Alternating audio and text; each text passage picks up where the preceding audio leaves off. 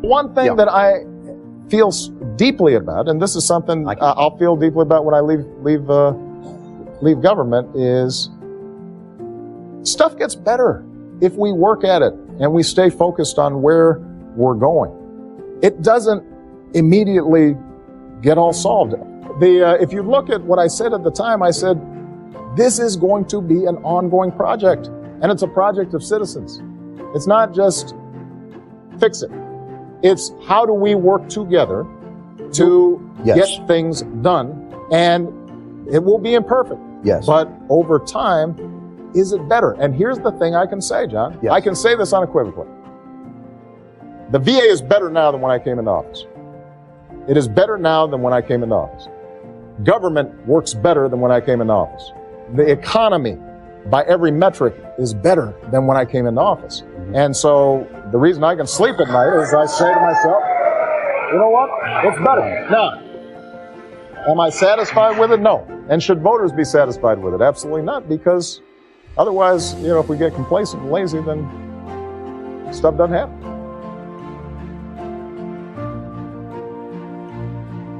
You may have setbacks and you may have failures, but you're not done. You're not even getting started. Not by a long shot. And if you ever forget that, just look to history. Thomas Paine was a failed corset maker, a failed teacher, and a failed tax collector before he made his mark on history with a little book called Common Sense. It helped ignite a revolution.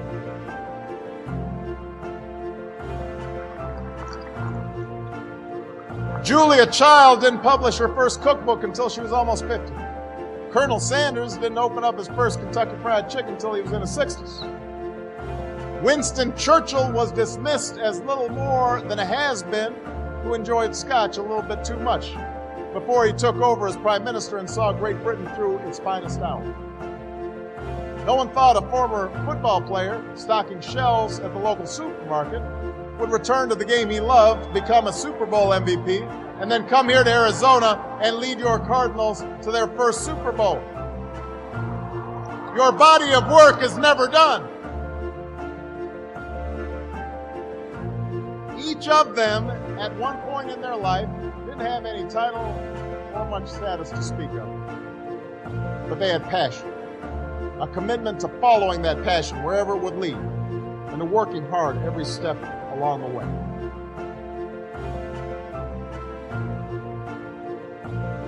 That's what hope is. Imagining and then fighting for and then working for what did not seem possible before. That's leadership. John F. Kennedy didn't look up at the moon and say, oh, that's too far. We can't go. False hopes. Martin Luther King didn't stand on the steps of the Lincoln Memorial and say, go home, everybody. The dream's deferred. False hopes. Y'all need a reality check.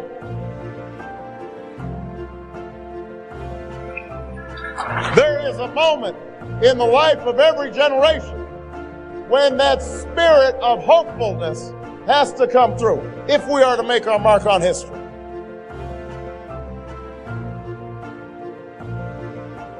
We know that too many young men in our community continue to make bad choices. And I have to say, growing up, I made quite a few myself. Sometimes I wrote off my own failings as just another example of the world trying to keep a black man down. I had a tendency sometimes to make excuses for me not doing the right thing. But one of the things that all of you have learned over the last 4 years is there's no longer any room for excuses.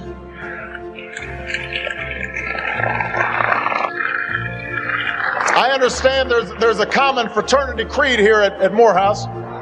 Excuses are tools of the incompetent, used to build bridges to nowhere and monuments of nothingness. Well, we've got no time for excuses. Not because the bitter legacy of slavery and segregation have vanished entirely, they have not. Not because racism and discrimination no longer exist. We know those are still out there.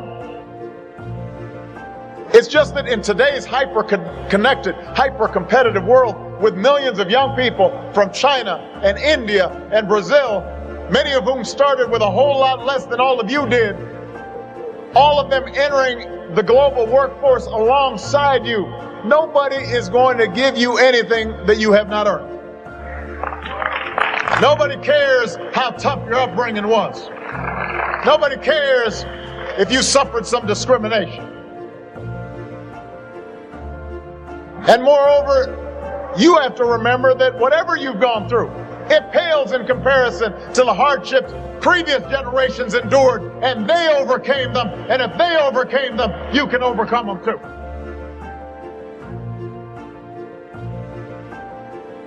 I want to highlight two main problems with that old, tired, me-first approach to life.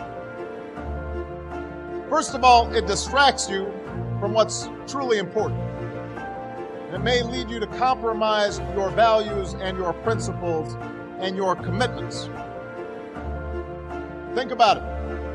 It's in chasing titles and status, in worrying about the next election, rather than the national interests and the interests of those who you're supposed to represent, that politicians so often lose their ways in Washington. They spend time thinking about polls, but not about principle. It was in pursuit of gaudy short-term profits and the bonuses that came with them that so many folks lost their way on Wall Street, engaging in extraordinary risks with other people's money.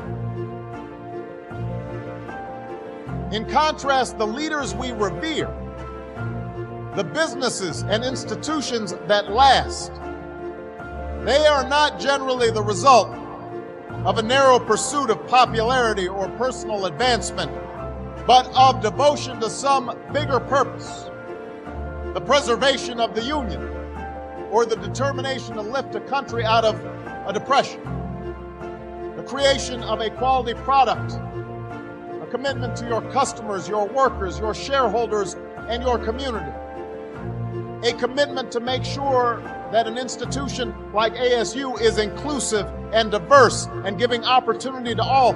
That's the hallmark of real success.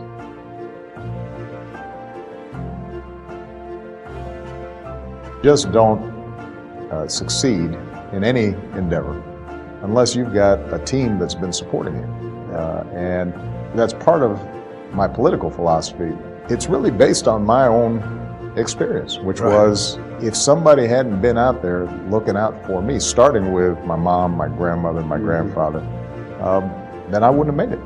You know, it wasn't because of my brilliance or something that these things happen. It had to do with people investing in you. And so we've got to make sure we're investing in the next generation, just like somebody invested in us.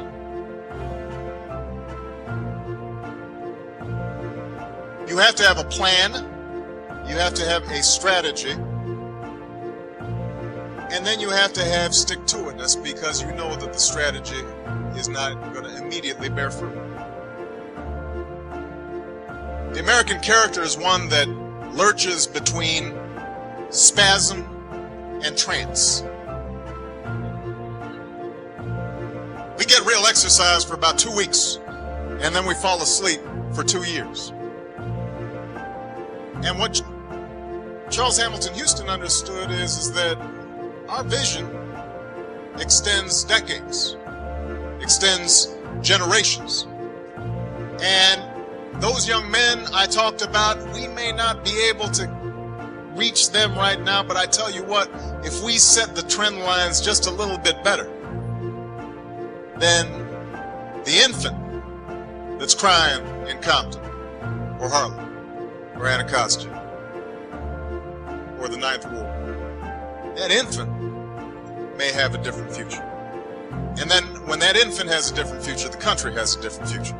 And then we as a people have a different future. So there's got to be an understanding of how time